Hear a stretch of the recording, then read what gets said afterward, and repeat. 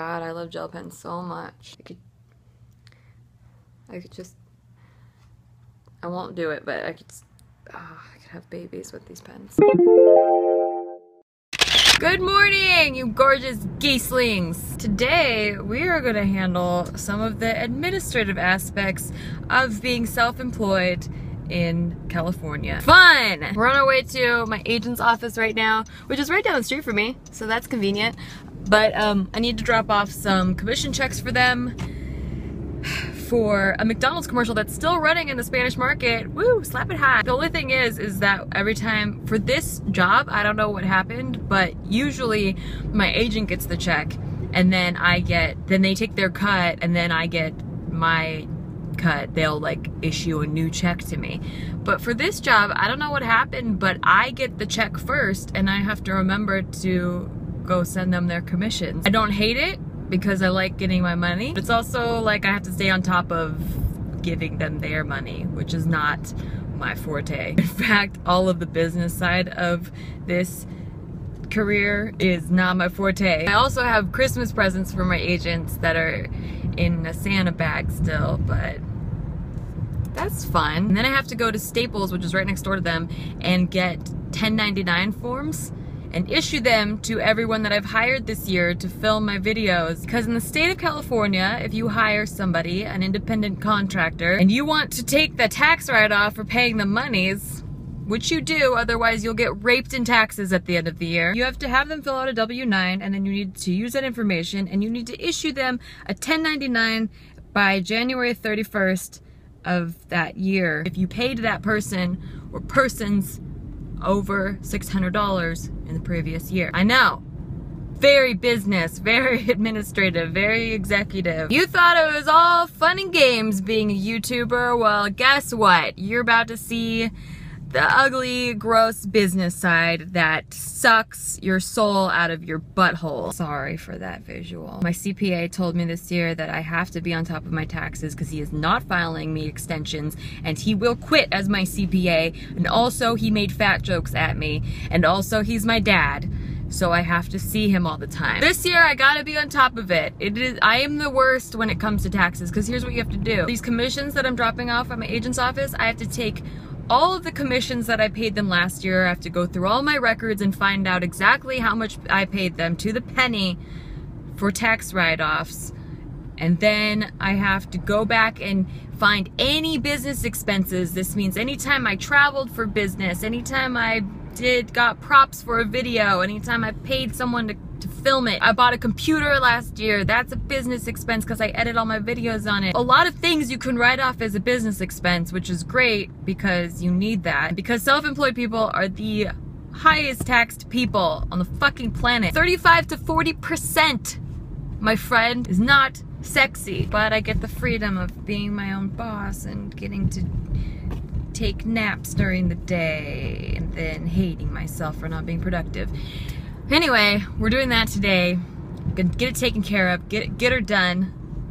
Larry the Cable Guy. One day, maybe I'll have a bookkeeper who will be very organized with my business expenses and give me a quarterly report and be like, these were our quarterly revenues. This was our taxable income for this quarter. And they'll be like, your job is boring. I'm so glad I don't have to do that. Until then, I gotta wear this business cap and act like I know what I'm doing.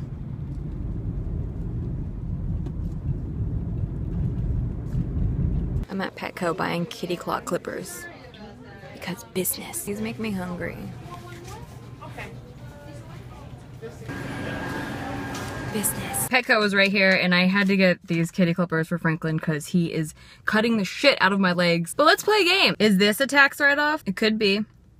If I cut Franklin's nails in one of my videos, then it could be. However, if I also cut his nails but not in videos, then it could be construed as personal use, and no, it can't be a tax write-off. Is this a tax write-off?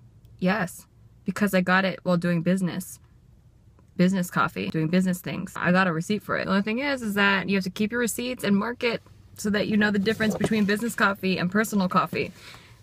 They taste the same. Also, if you ever get audited, you have a receipt that goes, oh, this was signed on a business day. It's really, taxes are weird.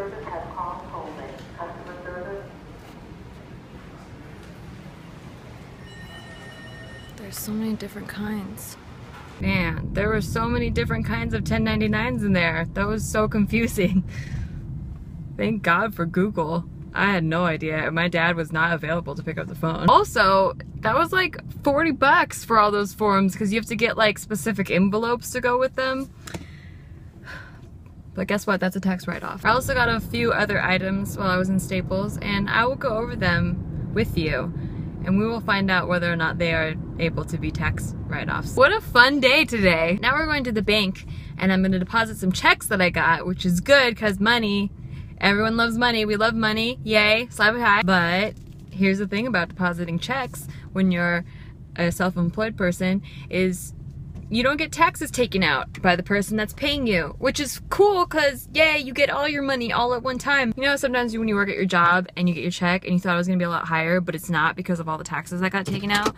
Well, when you're self-employed, you get all the money, except for what that means is you have to set aside the money for taxes since it didn't get taken out, or else you will get raped in taxes. Understand this. So, whenever I deposit money, I put away immediately, I just set aside half of it because it's gonna end up being like 40%. It's like insane, bananas, bonkers, crazy. You don't even know. Yay for money being deposited, and boo for not being able to keep that money because we are responsible adults, business, administrative executives. Whoa, did I put my car in park? Oh my God, I thought I didn't put my car in park and I took my foot off the brake. Holy shit. Adults! Back at home now, and you don't know what you're in for. You're getting your claws cut and you don't even know. He hears me. Does he understand though? Where did I put those kitty clippers? Oh, did you hide them already? What a monster. So we got some other things from Staples. Let's look at what we got from Staples and let's decide with our business brain if they're tax write-offs or not. 1099 forms. Fucking $20. What? Why? Tax write-off. 1099 form envelopes. You have to send these in a specific envelope. $15. Why? I don't know. But tax write-off. Gel pens, I could have sex with these right now. Tax write-off. More pens, because I have a problem. Tax write-off. These are for that stupid, shitty black calendar I bought. Not black in a racist way, but it's the color black and you can't write on it. Stop. Tax write-off. Gummy bears in tiny little bags for portion control. It's not a tax write-off because the government hates you. Is my coffee a tax write-off? No, even though I need it to be a functioning human being and do any sort of work, it still can be construed as personal use. It's not a tax write-off. How about these? Ooh, storage boxes? Are those a tax write-off? Yes, even though you love them. They are still a tax write-off because you were putting business things in there, like taxes. What are you doing? This has been a good game of is that a tax write-off or not? I hope you enjoyed it. Small step, baby steps, taking steps, baby steps, tiny steps, 1099 steps, doing it, doing life, slap it high. Okay, bye.